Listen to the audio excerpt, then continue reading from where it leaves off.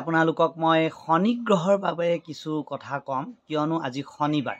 সেইকাৰণে এই চেগতে আজি আপোনালোকলৈ মই শনি গ্ৰহৰ কিছু কথা ক'বলৈ ওলাইছোঁ।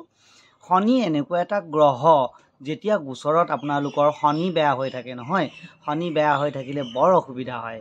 শনিৰ 7.5 যাৰ চলি আছে নহয়, তেওঁলোকৰ শনিৰ প্ৰতিকাৰ কৰাৰ অতি আৱশ্যক আছে। ধৰি এইবাৰ কুম্ভ, মীন আৰু মেষ ৰাশিৰ ব্যক্তিসকলৰ 7.5 শনি চলি আছে।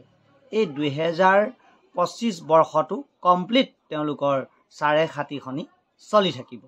আৰু লগতে আন দুটা ৰাশিৰো কিছু শনি চলি আছে। সেই দুটা ৰাশি হৈছে সিংহ ৰাশি আৰু ধনু ৰাশি। এই দুটা ৰাশিৰ ব্যক্তিসকলৰো শনি চলি আছে। গতিকে মুঠ ৰাশি হ'ল 5টা। এই 5টা ৰাশিৰ শনি চলি থকা কাৰণে তেওঁলোকে ঘৰত এজন অভিজ্ঞ ব্যক্তিৰ দ্বাৰা শনি পাঠ কৰালে খুব ভাল ৰিজাল্ট পাব। সেয়েহে আপোনালোকক জনাই তলোঁ। আৰু বিশদভাৱে জানিবৰ কাৰণে আপোনালোকে মোৰ লগত যোগাযোগ কৰিব পাৰে।